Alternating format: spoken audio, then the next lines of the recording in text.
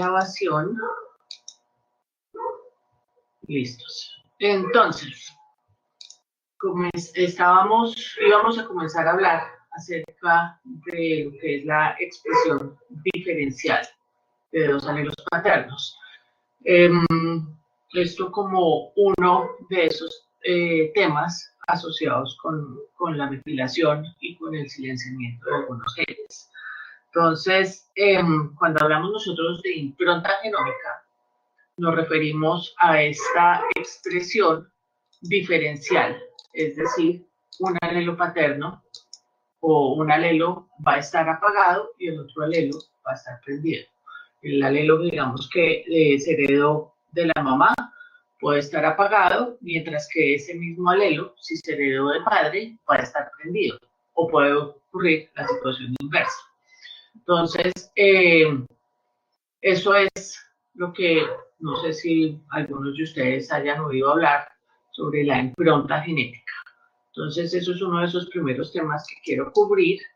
Y para esto, quiero pues recordarles que veníamos hablando de metilación. Entonces, en principio, pues vamos a seguir con nuestro tema de metilación.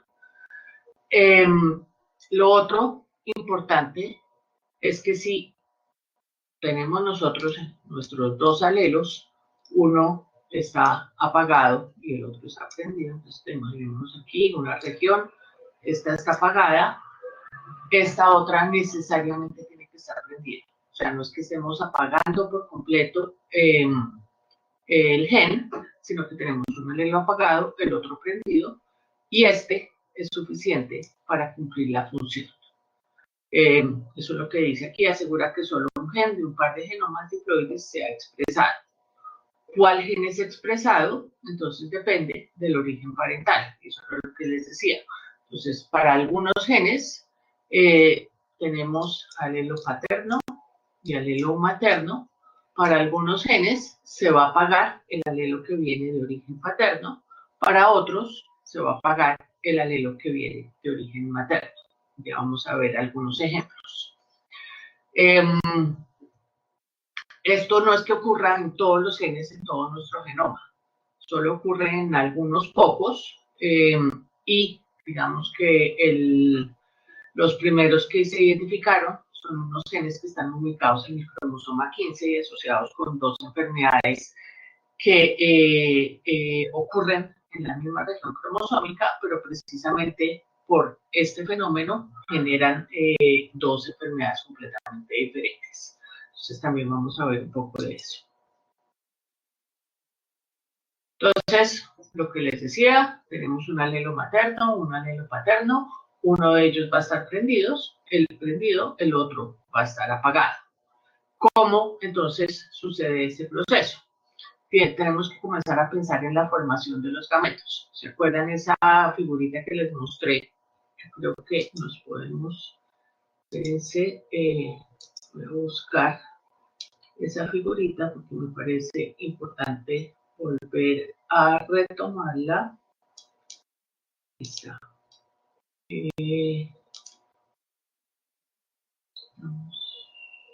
Bien, aquí.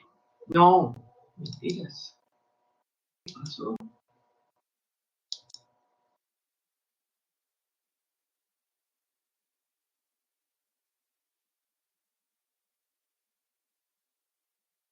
Esta era la que estaba buscando. Entonces, ¿se acuerdan que comenzamos nosotros aquí con la formación de los gametos? Esos gametos van a tener una serie de marcas únicas especiales para gametos. Esas marcas se comienzan a dar aquí. Entonces, en el momento de la gastrulación, comenzamos a tener la diferenciación de diferentes células que van a dar origen pues, a diferentes tejidos, y dentro de ellas tenemos estas celulitas que son aquellas, en inglés este PGC es Primordial Germ Cells, que son las células que finalmente van a dar origen a los gametos. Entonces, si ustedes ven esas celulitas, todas las marcas que tienen las van a borrar, todas las marcas, y van a comenzar a adquirir nuevas marcas especiales para la formación de los gametos. Entonces, con eso en mente, volvamos a la diapositiva aquí donde estábamos, aquí. Entonces, estas marcas se comienzan a adquirir en ese momento, cuando se están formando los gametos. Entonces, importante también, en hombres algunos genes son implantados durante el desarrollo del esperma y en mujeres durante el desarrollo del óvulo. Todas las células de un cigoto tendrán el mismo alelo comprimido y la impronta es borrada después durante la gametogénesis. Entonces, veamos esto un poco más en detalle. Tenemos aquí una célula, esto es un hombre, la misma célula, cualquiera, célula, esto es una mujer. ¿Qué tenemos aquí? Cromosoma que heredó del padre, ponemos en azul como para tener más claridad. Cromosoma rosado, el que heredó de la madre. En este caso, esta célula tiene del cromosoma paterno este alelo prendido, este alelo apagado, y el cromosoma que heredó de la mamá tiene la situación inversa. El alelo que está prendido en el cromosoma paterno está apagado en el materno, y el alelo que está apagado en el materno está prendido en el materno. Imaginémonos que esto es una célula somática. Entonces, si ustedes ven, tanto las células de los hombres como de las mujeres, si estamos hablando de células somáticas, son igualiticas. Ahora, imaginémonos que estos son células que van a dar origen a los gametos. Entonces, recordemos esa grafiquilla, que es lo primero que tiene que suceder, se borran todas las marcas. Entonces, eso es lo que vemos aquí. Ya no se sabe cuál es el cromosoma que se heredó del padre o cuál es el cromosoma que se heredó de la madre, sino que todos los cromosomas terminan eliminando todas las marcas. Y si este es una célula germinal de origen, digamos que está en un hombre, es decir, va a generar un espermatozoide, entonces todas las celulitas, todos los cromosomas que tienen esta situación van entonces a generar marcas paternas. Pues si ustedes ven, cada cromosoma queda marcado como azul y va a tener la marca que vamos a ver del cromosoma paterno. Mientras que, en este caso, estas celulitas van a dar origen a los óvulos, entonces comienzan a adquirir las marcas maternas, para que en este momento, cuando ocurre la fertilización, entonces se restablece este estado diploide que termina siendo igualitico al que habíamos visto aquí. Entonces, se tienen que borrar todas las marcas para poder generar nuevas marcas, dependiendo de si se está generando un óvulo o un espermatozoide. Con eso en mente, entonces podemos ver estas dos enfermedades que les comentaba, Prader-Willi, tenemos aquí Prader-Willi, tenemos aquí Angelman.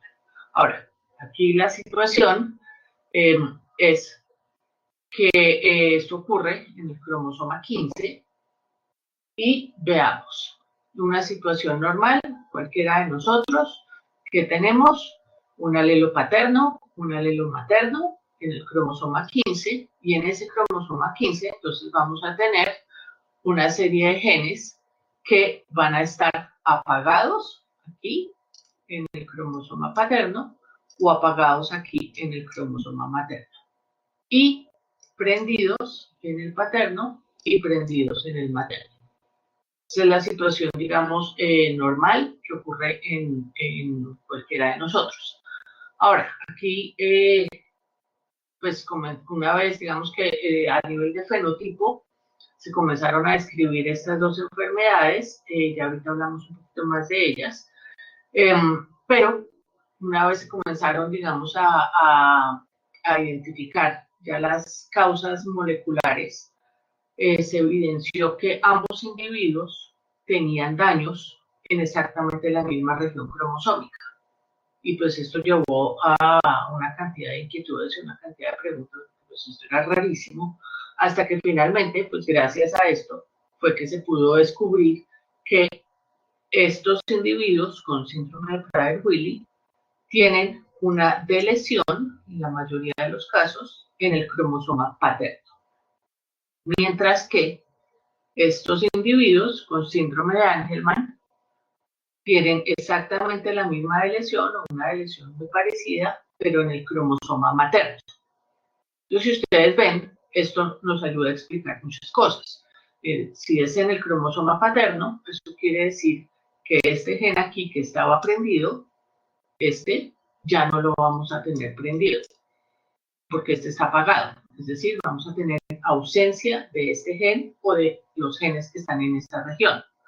Mientras que en el síndrome de Angelman vamos a tener ausencia de los genes que están en esta región. Entonces, dependiendo del cromosoma en donde ocurre esta lesión, vamos a tener diferentes enfermedades. Entonces, ¿se acuerdan la pregunta que les hice ayer en el quiz? Pues, por razones obvias, no pudieron algunos de ustedes contestar correctamente, aunque esta la contestaron todos ustedes correctamente. Síndrome de Prader-Willi y síndrome de Angelman son causados por daños en la misma región cromosómica, exactamente. La diferencia es que el síndrome de Prader-Willi está asociado con problemas en el cromosoma paterno y el síndrome de Angelman con daños en el cromosoma materno. Entonces, en este caso, ambas preguntas, ambas opciones eran verdaderas.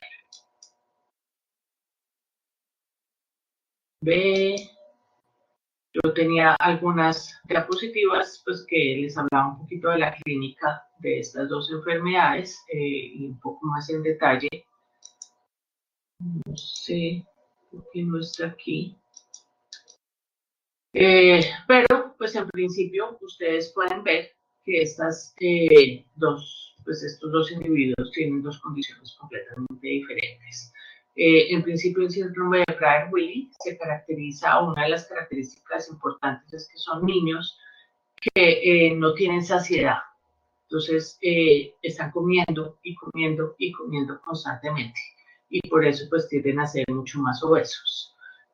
Mientras que los individuos con síndrome de Angelman tienen otras características diferentes. Son individuos que curiosamente pues siempre están sonriendo, siempre están riéndose, son muy afectivos. A veces hay que tener pues cuidado con ellos porque ellos pueden ser muy afectivos con cualquier persona en la calle, entonces van y abrazan a un individuo X que esté en la calle, pues, ya sabemos cómo son las situaciones en este momento, hay que tener muchísimo cuidado con eso. Y otra situación, digamos, también curiosa acerca del síndrome de Angelman, es que ustedes ven, son individuos que tienen a tener el pelo muchísimo más claro y el tono de piel también muchísimo más claro. Esto es porque afecta uno de esos genes que está asociado con el albinismo parcial. ¿Se acuerdan cuando vimos albinismo?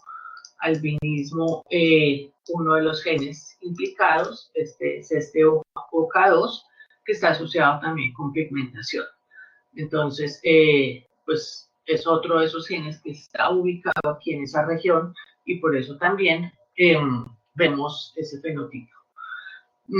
Además, estos individuos presentan el aleteo típico también de un niño con el espectro autista. Entonces, a veces hay que tener mucho cuidado de cómo se va a diagnosticar este individuo.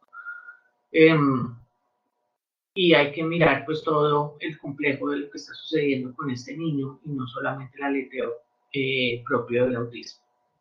Entonces eso era en términos generales lo que quería comentarles acerca de la impronta. No sé si tengan preguntas. Esto es un tema pues que aquí se nos podrían ir 2, 3 clases si quisiéramos profundizar más en esto, pero pues por ahora lo que quería era como que ustedes conocieran que esto existe para que lo tuvieran presente.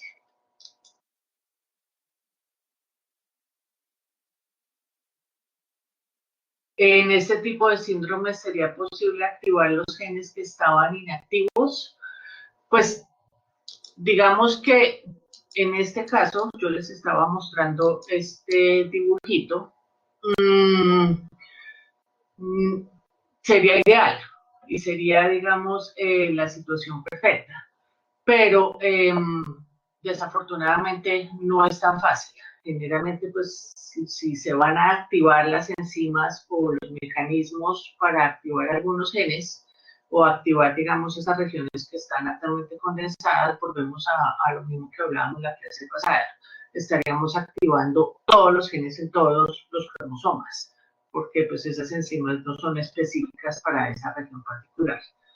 Entonces, y además, pues lo otro es que tendríamos que irnos a las células particulares donde esos genes de verdad se expresan. Acuérdense que tenemos expresión diferencial también de acuerdo a los tejidos donde se expresan particularmente estos genes.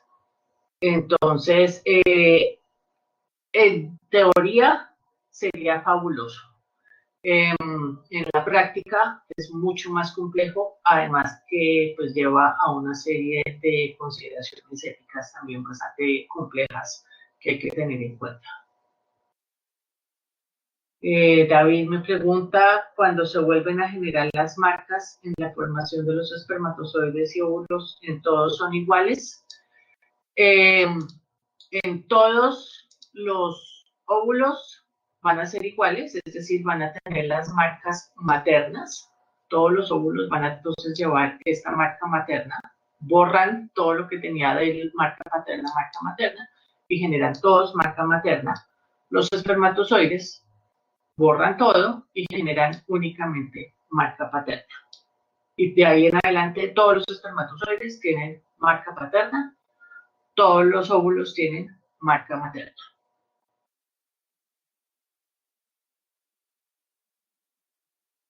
Ok, chévere. Veo que están activos. Hay algunos videitos que si ustedes van a su módulo 7, que yo les coloqué varios videos relacionados con estos temas que a mí me gustan y que les puede ayudar a entender algunos de estos conceptos. Entonces, pues se los recomiendo, ya están ahí para que los vean cuando tengan tiempo. Ahora, lo que quiero tratar de hacer ahorita, porque pues desafortunadamente se nos pasó el tiempo, es hablarles un poco de la modificación en las histonas, hablarles un poco de este complejo de remodelación para poder entender entonces cómo la polimerasa y los factores de transcripción pueden estar involucrados en la transcripción de los diferentes genes. Entonces, para esto volvemos a nuestras histonas. Tenemos nuestras 4 histonas, dijimos que el H2A, H2B, H3, H4, y aquí, en términos generales, lo que quiero que ustedes tengan súper presente son estas colas, las colas de las histonas. Tenemos aquí varias imágenes. Generalmente los nucleosomas entonces se comienzan a ensamblar. Primero se forma este dímero de H3 y H4, se forma el tetrámero. Este tetrámero aquí se ensambla, comienza a ensamblarse alrededor, o pues el ADN comienza a ensamblarse alrededor de este tetrámero, y una vez ya está bien posicionado, se adicionan las otras histonas. Pero aquí lo que quiero que vean es colas, colas, colas, colas, colas, colas, colas, colas, ¿no es cierto? Muchas colas. Eso es lo que quiero que nos enfoquemos en este momento. Colas, colas, si ven, colas, colas, todas estas grafiquillas. Recordemos que esas colas salen, colas, colas, por todas partes, colas, colas, colas, colas, colas. Eso es, ¿no es cierto? Entonces tenemos clarísimo que son las colas. Y aquí tenemos entonces esas colas. Tenemos nuestras 4 histonas, H3, H4, H2A y H2B. Y vemos que lo que estamos viendo aquí son las colas de las 4 histonas. Y vemos que esas colas pueden tener diferentes tipos de modificaciones. Algunas van a tener aminoácidos que se pueden acetilar, aquí en verde, que se pueden fosforilar, aquí en rojo, que se pueden metilar, y pues básicamente esos son como los... Hay otro mecanismo que es este de ubiquitinación, pero ese no sé, pues digamos que no vamos a entrar tanto en detalle. Entonces, ¿qué comienzan ustedes a ver aquí? Si hablamos de acetilación, ¿qué aminoácido vemos acetilado?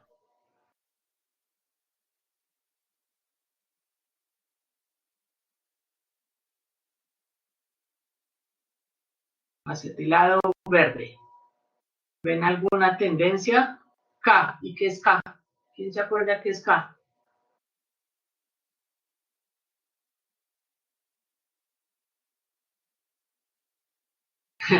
Exacto. Entonces, vemos aquí que la lisina está ubicada en diferentes posiciones en cada una de estas colas, de cada una de estas histonas, es la que está acetilada, ¿no es cierto? Bien, ahora, ¿qué más vemos? Metilación. Metilación es diferente a la metilación que vemos en el ADN. Es decir, si estamos agregando un grupo metilo, pero tenemos que recordar que estamos hablando de metilación en la cola de las histonas y no en el ADN. Bien, y la fosforilación. Entonces tenemos esas tres situaciones. Generalmente, cuando hablamos de acetilación, aquí tenemos los diferentes sitios donde se pueden acetilar las diferentes colas de las histonas y generalmente la acetilación está asociada con activación. La metilación es un poco más complejo, dependiendo, tenemos diferentes aminoácidos que se pueden metilar. Podemos metilar glicinas, pero también se pueden metilar argininas. Y vamos a ver que, digamos que no es tan claro si hay activación o represión, eh, si lo comparamos con la acetilación. Entonces, digamos que hay mucha gente.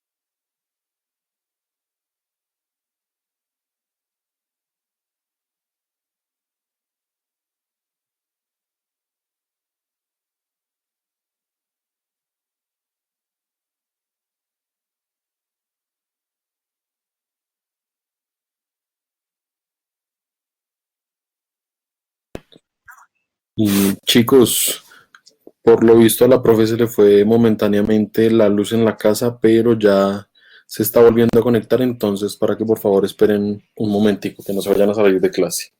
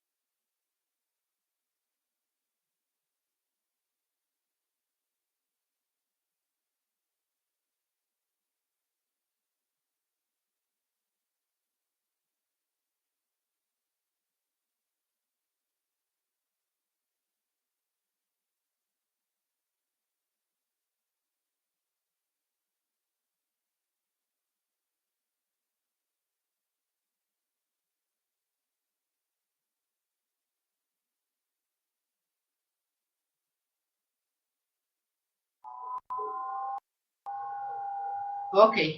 ¿Me están oyendo bien? Y profe, ya se escucha. Ay, listo. Gracias. Eh, bueno, todo un semestre sin problemas y solo un día con problemas no fue tan grave. Y esto afortunadamente volvió la luz rápida. Bien, entonces estábamos hablando de aminoácidos que se acetilan, aminoácidos que se metilan, como la acetilación en términos generales está involucrada con activación, mientras que la, la metilación, dependiendo el aminoácido que se metile y dependiendo, digamos, de de los grupos de aminoácidos que estén metilados están involucrados o en activación o en represión. Entonces lo que quiero mostrarles pues, es algunos pocos ejemplos particulares y un poco el mecanismo por el cual se activan todas estas rutas. Entonces, pues en términos generales, dijimos que un nucleosoma que está,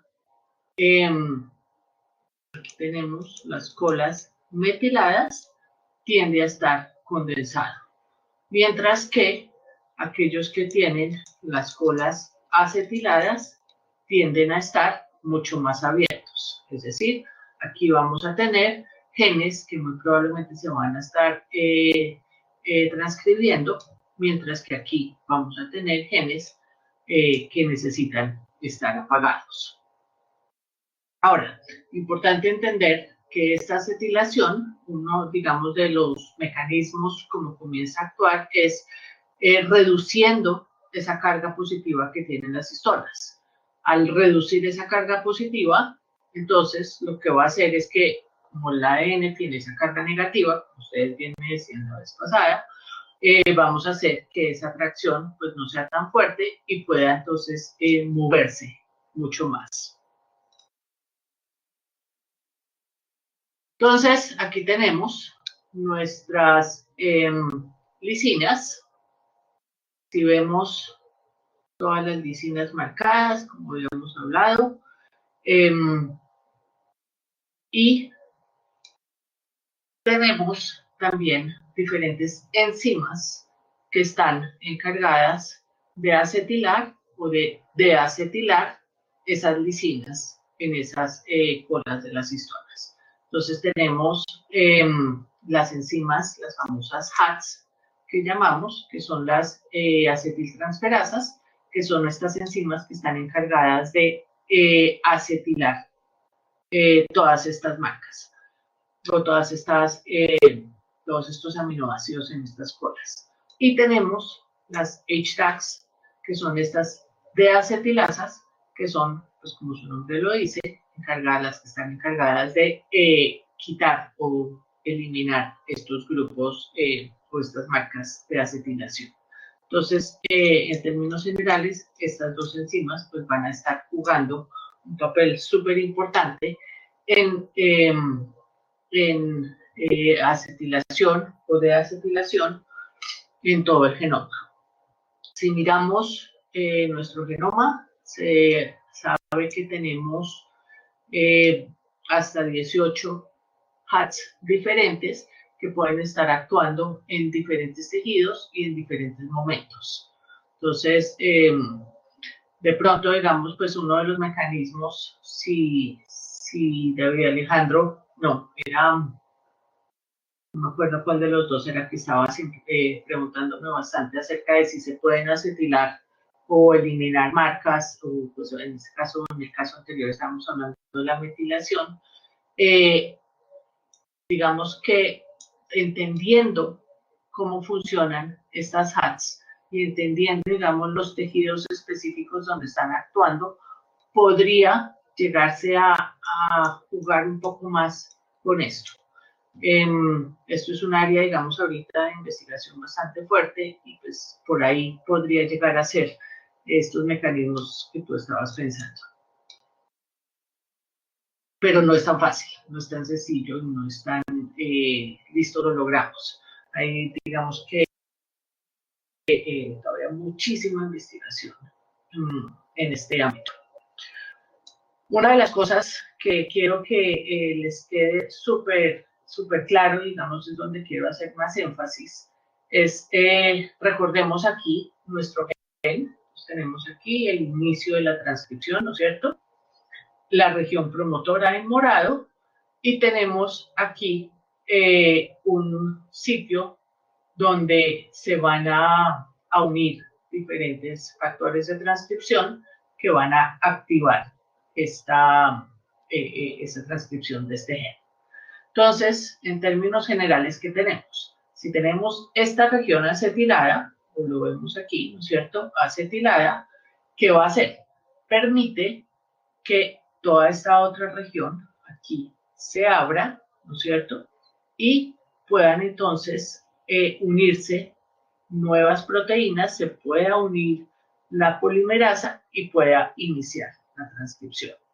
Entonces, ¿qué vemos aquí? Vemos una cantidad de proteínas, ya vamos a ver estas un poquito más en detalle, que son todas estas proteínas indispensables o que hacen parte de este complejo de inicio de la transcripción. Pero aquí lo que quiero que ustedes comiencen a mirar es que esta acetilación ayuda o activa a este factor de transcripción 2D, que es uno de esos factores de transcripción basales indispensables para que la polimerasa se pueda unir. Y además, y esto es lo que más, digamos, lo que quiero que le pongan atención, es que lo que hace esta acetilación aquí es llamar a otras de estas proteínas que también van a acetilar estos nucleosomas que están adyacentes. Entonces la idea es incrementar esta acetilación aquí para que esto se abra completamente y se puedan unir toda esta serie de proteínas que vemos aquí necesarias para que la polimerasa pueda iniciar su transcripción. Bien, ya volvemos a ese tema, me parece súper clave. Hablemos un poquito de la metilación antes. Entonces, la metilación, en este caso estamos hablando también de metilación en la lisina. Y hay estas tres marcas que son las que más han sido estudiadas. Por ejemplo, si encontramos una acetilación en esta histona H3, aquí en la lisina 4, es la famosa marca H3K4, generalmente la vamos a encontrar cerca a una región promotora y pues estamos hablando de que estamos inhibiendo la transcripción de ese gen. Pero hay otra marca, la H3K9, aquí, esta marca, en términos generales, la vamos a encontrar en heterocromatina constitutiva. ¿Se acuerdan cuál era la constitutiva? ¿Quién me puede rápidamente recordar qué era la constitutiva? Se me olvidó.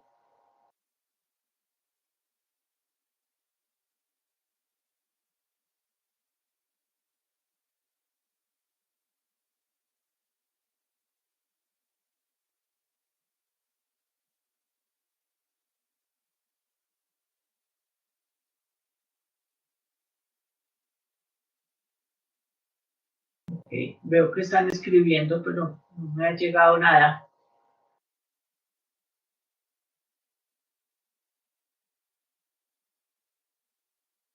La que está presente en todas las células, más específico, heterocromatina constitutiva. ¿En qué regiones de los cromosomas vamos a encontrar la heterocromatina constitutiva?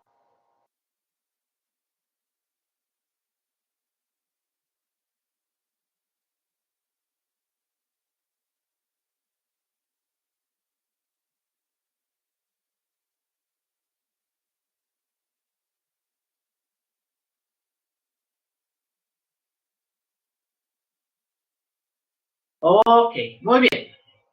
No se les olvide, sobre todo en los centrómeros y en los telómeros, y hablábamos también que parte del cromosoma Y y algunas partes del cromosoma X tienen esta heterocromatina constitutiva.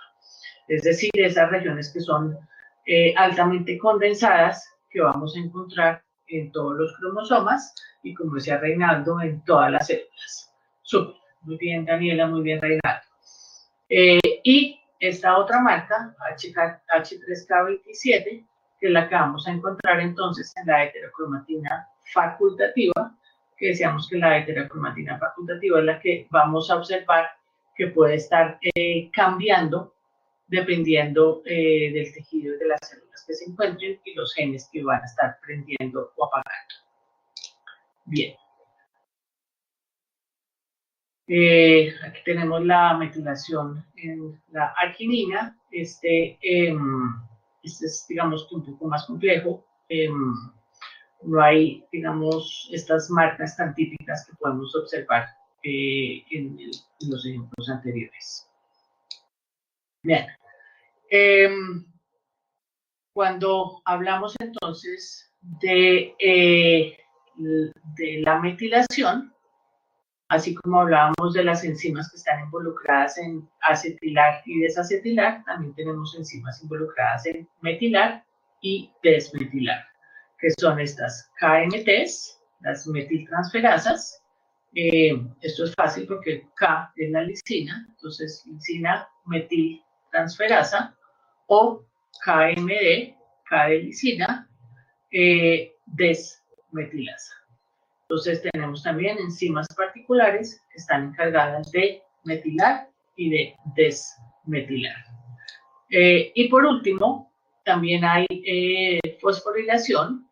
Entonces recordemos que generalmente dos aminoácidos los que no solo aquí, sino en términos generales, son los que tienen la característica de poder ser fosforilados, que son la serina y la treonina. En todas estas cascadas de señalización, ¿se acuerdan que ustedes vieron en su biología celular que hablaban de las quinasas? Cuando uno habla de las quinasas, habla de fosforilación en estos dos aminoácidos, serina o treonina. Bien, esto se los colgué en su página, ahí está en el módulo, es un videíto tomado del libro, donde ustedes pueden, digamos, aquí la idea es que ustedes puedan ver en el momento de la replicación qué ocurre con estas histonas que tienen diferentes marcas. Entonces, en principio, digamos, se enfocan en la histona H3 y H4 que vemos aquí, las marcas que pueden tener estas histonas y cómo la nueva hebra que acaba de ser replicada puede entonces llegar a mantener las marcas de la celulita o del cromosoma original.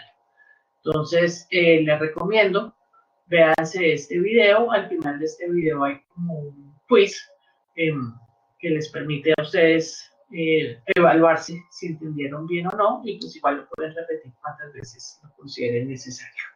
Pues desafortunadamente no tenemos ahorita tiempo aquí en clase para verlo, pero es un videito de 5 minutos, creo que máximo es verlo todo. Este es, y como les digo, ahí está el video en su contenido en Brightspace, no se cuba. Bien, otro punto importante que quiero que comiencen a mirar es, estamos hablando entonces de que cuando hay metilación, tenemos este estado condensado, cuando hay acetilación, tenemos este estado más abierto, ¿cierto? ¿Cómo ocurre entonces este estado de condensación? Y en principio, pensemos en esta marca H3K9, ¿no es cierto? Entonces tenemos aquí nuestras lisinas metiladas y esa metilación, esta marca particular, lo que hace es llama a esta proteína heterocromatina P1 o la HP1 y esa proteína se une a esta región. Entonces, una vez se une, si ustedes ven aquí, tenemos estas lisinas metiladas, se une la HP1 y esta HP1 tiene una característica muy particular y es que llama a esta otra enzima, que es una metiltransferasa específica para esta región H3K9. Entonces lo que va a hacer es metilar el nucleosoma adyacente. Entonces vemos aquí, tenemos metilación en el H3K9, se une esta HP1, ¿no es cierto? Y esta HP1 comienza a ayudar en la metilación de los nucleosomas que están alrededor. Por lo tanto, al metilarse, se van a adicionar nuevas HP1 ahí, ¿no es cierto?, que van a metilar nuevos nucleosomas alrededor. Y comienza entonces a formar este estado de condensamiento.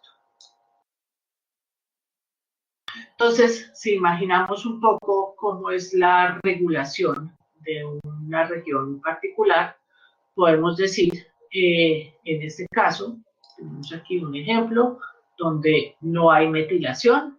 Dijimos que si en la región promotora no hay metilación, generalmente está asociado con activación o expresión génica. Ahora, por otro lado, podemos ver aquí en este caso que tenemos diferentes regiones que están de ADN, estamos hablando de ADN, que están metiladas. En ese caso, entonces tenemos inactivación. Ahora, miremos aquí lo que pasa. Tenemos esta metilación. Esta metilación, además, va a llamar a otras proteínas, como esta, MSP2, y como esta, HTAC, ¿no es cierto? Que básicamente lo que van a ayudar es a llamar a todas estas proteínas que además van a desacetilar las histonas que están por ahí cerca, ¿no es cierto? Van a metilar las histonas que están por ahí cerca para cada vez mantener este estado mucho más compacto.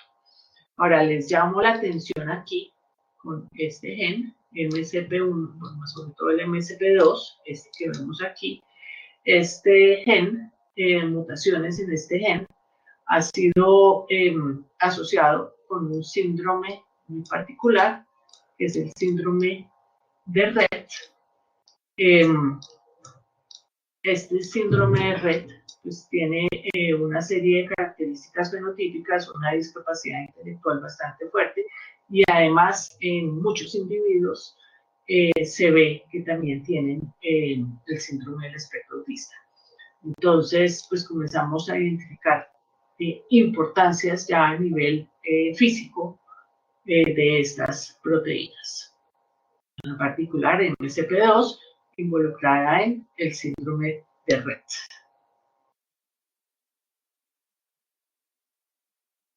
Otro de estos videitos, ahí se los colgué, también para que ustedes comiencen a ver cómo aquí esos videitos lo que les están mostrando es un poco más visual, cómo todas estas proteínas están interactuando, bien sea para compactar mucho más esta región. Este es otro videito que también lo tienen ahí. Son videos cortos, pero pues a nivel visual les ayudan muchísimo a entender todo eso que estamos hablando. Bien. Volviendo entonces a nuestro estado abierto, ¿no es cierto? Y a las acetilasas, comenzamos a ver este complejo o un complejo de proteínas muy particular que denominamos el SWI/SNP. Este complejo de proteínas lo que hace es ayudar a mantener abierta la cromatina para que se puedan unir estos diferentes factores de transcripción y la polimerasa para iniciar la transcripción. Entonces, antes de eso, hablemos rápidamente de los promotores y de la caja TATA. Entonces, si vemos la caja TATA, pues es una secuencia que está, como su nombre lo dice, conformada por una TATA y pues algunas otras nucleótidos que pueden variar un poco. Ahora, en eucariotas, esta caja TATA la van a encontrar ustedes en casi básicamente todos los genes. Pero en eucariotas van a haber muchos genes que no tienen esta caja TATA. Entonces, pues, generalmente cuando uno habla de la caja TATA es el sitio donde se une la polimerasa para facilitar el inicio de la transcripción, ¿no es cierto? Como dice acá, son necesarios para que la transcripción se inicie y precisión en un nivel basal. Se encuentran inmediatamente adyacentes a los genes que regulan, especifican el sitio o sitios en que la transcripción comienza y la dirección de la transcripción a lo largo del ADN. Eso es clarísimo, digamos que en eso no tenemos duda, pero si miramos nuestro genoma humano, podríamos hablar que aproximadamente un 60%, si no más, de nuestros genes no tienen caja TATA. Entonces, ¿qué está sucediendo aquí? Aquí hay varias cosas que comienzan a confundirnos de pronto un poco. Miremos este ejemplo en particular. Tenemos aquí, esto es un mamífero. Tenemos nuestro inicio de la transcripción. En azul tenemos los exones. En amarillo tenemos, ¿esto qué es? Un beige. Tenemos los intrones. En amarillo, importante, tenemos nuestra caja TATA.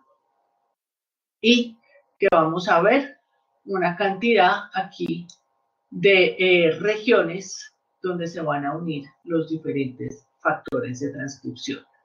Y además vamos a tener regiones que están mucho más lejos a este +1 y esta caja TATA, donde se van a unir otro tipo de factores de transcripción que son los que llamamos nosotros los enhancers o los activadores, que son los que en principio están regulando finalmente la transcripción de este gen.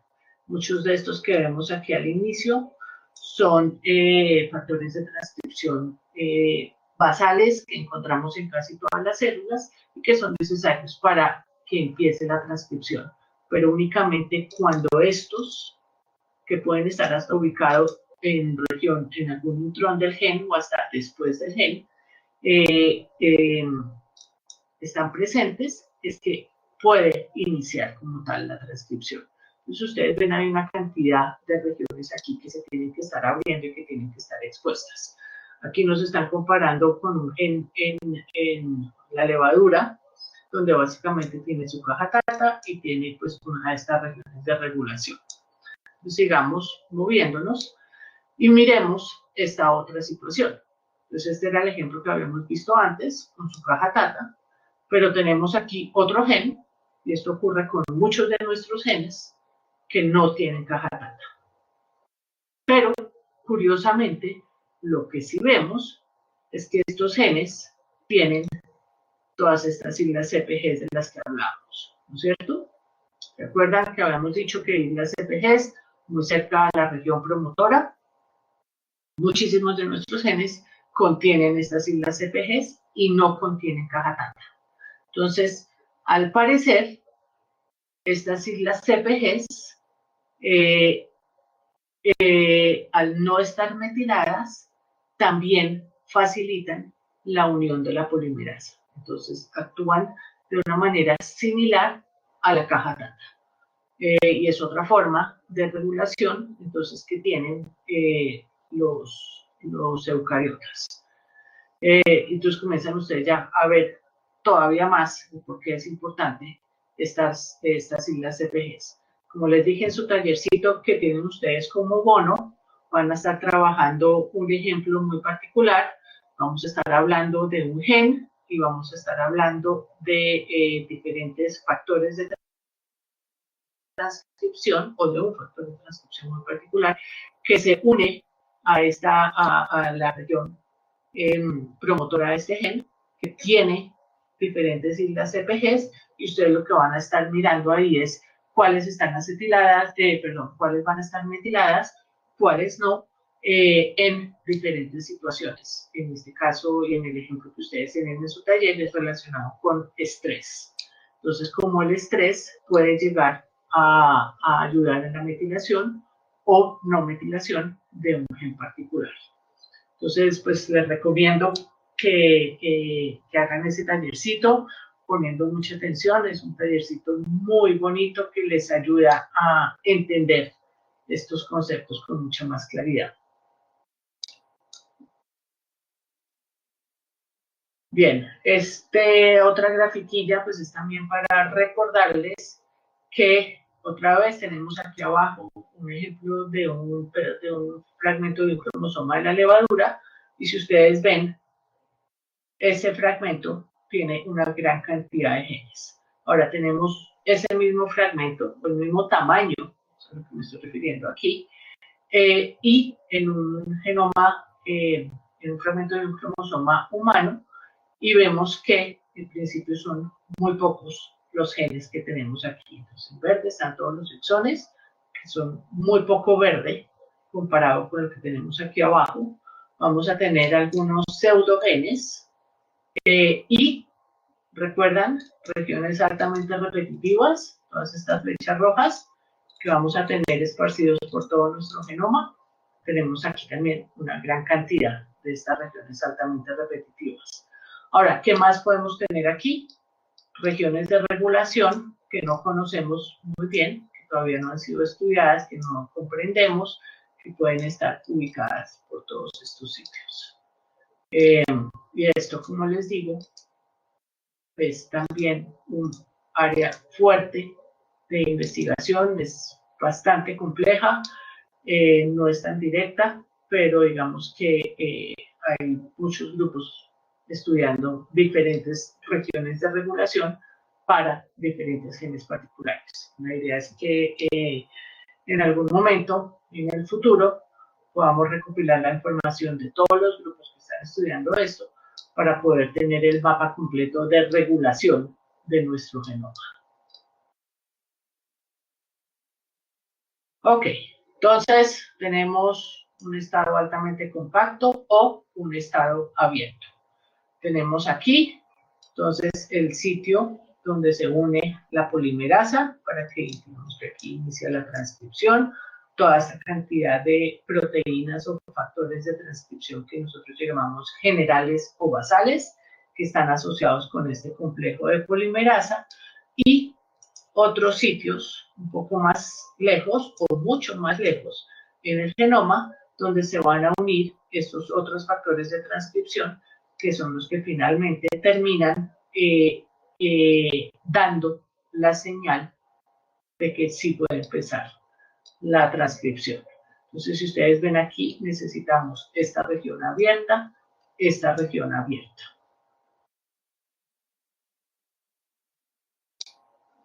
Si lo vemos en este otro dibujito, entonces tenemos aquí en rojo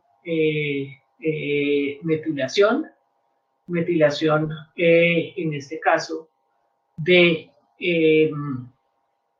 las histonas, ¿no es cierto? Estado condensado. Y aquí acetilación de las histonas, un estado más abierto, donde tenemos nuestra polimerasa que se puede unir, los factores de transcripción que se pueden unir, y aquí tenemos este complejo que yo les venía diciendo. Este complejo, en términos generales, lo que hace es ayuda a acetilar histonas que estén adyacentes. Entonces aquí va a acetilar esta histona, y eso facilita la apertura de esta región para que el factor de transcripción se pueda unir. Y tenemos pues otro dibujito mostrando lo mismo, toda esta región antes del inicio de la transcripción, donde se une la polimerasa, en este caso tenemos la caja TATA, todos estos factores de transcripción basales que van a estar formando este gran complejo de la polimerasa, Y tenemos aquí nuestro complejo SWI/SNF, que es el que va a estar encargado de acetilar a las histonas que están adyacentes para poder comenzar a abrir. Ahora, abrir esta región. Este complejo, además, tiene la capacidad de mover el ADN que está en las histonas y así facilitar, entonces, la apertura de una región particular. Entonces, veamos esto en detalle. Tenemos aquí nuestra caja data. Tenemos aquí este factor de transcripción, TF, Transcription Factor 2D, que es un complejo bastante grande de diferentes proteínas que son las que se unen a la caja data. Una vez se unen, entonces, a la caja data, van a llamar a otro complejo de factores de transcripción, el 2A y el 2B, y comenzamos entonces a tener todo un complejo de muchísimas proteínas que está pues, listo para iniciar la transcripción cuando llegue la señal determinada. Una vez está esto listo, llega la polimerasa, vemos aquí, ya llegó la polimerasa, ¿no es cierto? Y otro grupo grande de proteínas, TF2F en este caso, que forma pues, un complejo, ahora sí que de verdad, bastante grande de proteínas. Entonces la idea es que esa idea que nosotros tenemos de que llega la polimerasa a la caja data y se inicia la transcripción no están así. Miren, toda esta cantidad de proteínas, estos son basales, esto ocurre en todas las regiones para todos nuestros genes. Todo esto tiene que suceder para que se forme este complejo de preiniciación. Una vez está formado este complejo, tenemos otros dos complejos más adicionales que se van a unir. Y si vemos, aquí hay una de esas proteínas súper importantes que habíamos visto cuando vimos el ciclo celular, la helicasa. Recuerden que tiene que estar lista para que apenas inicie la señal, pues comience a abrir rápidamente las hebras, ¿no es cierto? Y todos estos otros proteínas que están también asociadas con el proceso de reparación. Entonces, todo ese complejo tiene que estar listo, pero no inicia la transcripción hasta que todas estas otras proteínas, factores de transcripción, se unen a regiones que están mucho más lejos y que básicamente son la señal de inicio de transcripción. Es decir, esto está listo, esto está abierto, pero no puede iniciar la transcripción hasta que estas señales no den el visto bueno. Y ahí sí comienza entonces ya el inicio de la transcripción.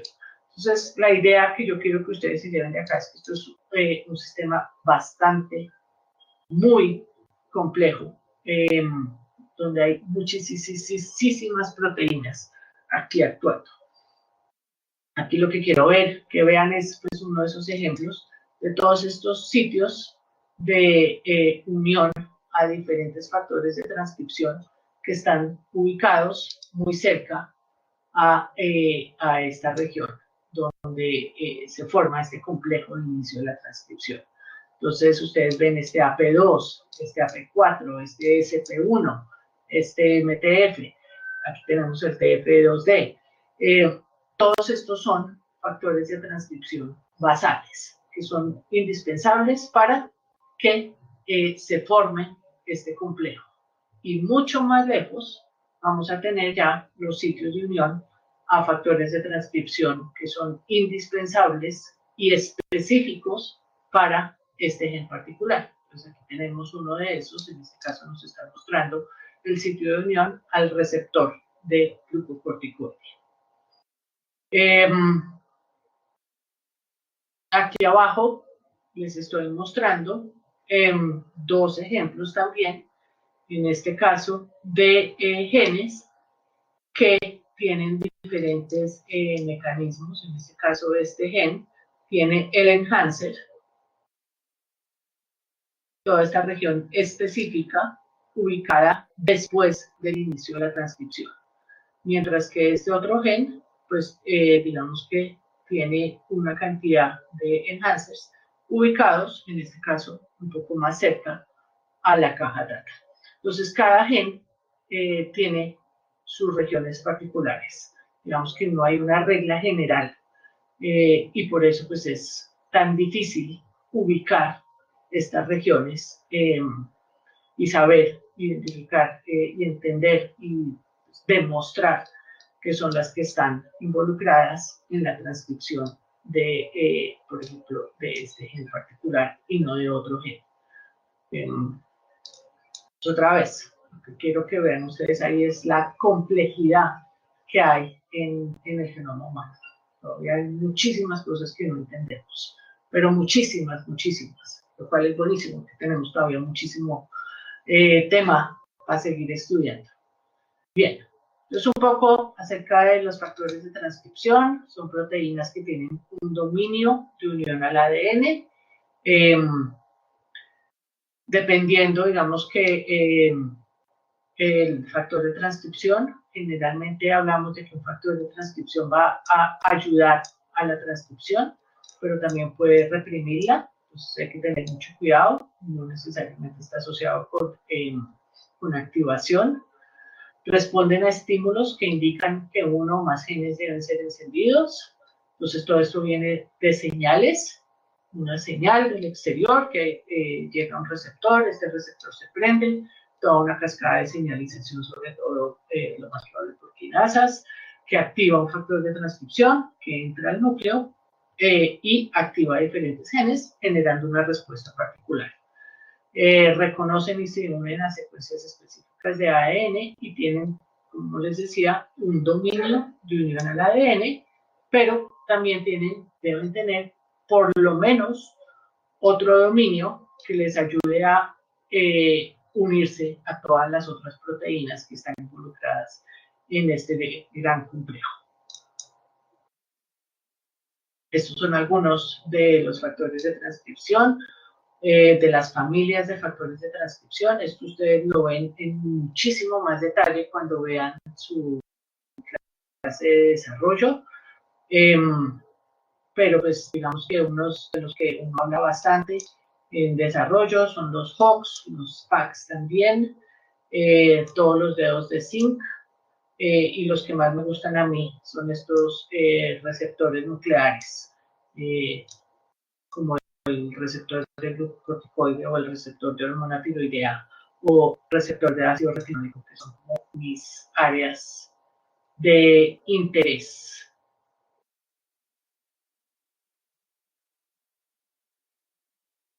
Aquí tenemos pues varios de ellos, diferentes motivos en los dedos de zinc, la cremallera de leucina, que son diferentes motivos particulares que se observan únicamente en los diferentes factores de transcripción.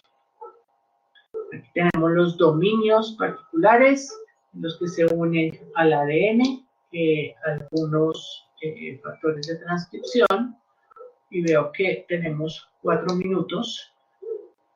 Entonces, importante hablar entonces de estos enhancers, que en algunos libros los ponen como potenciadores, y la comunicación que hay entre estos enhancers o potenciadores y el inicio de la transcripción. Entonces hablamos de la acetilación. Importante, entonces, recordar estas enzimas HATS, las acetilasas, que se pueden unir a algunos factores de transcripción, ¿no es cierto? Y acetilar, entonces, histonas que están adyacentes. Si no se pueden unir a estos factores de transcripción, a veces íbamos a encontrar algunos factores de transcripción que ellos mismos tienen una actividad acetilasa propia.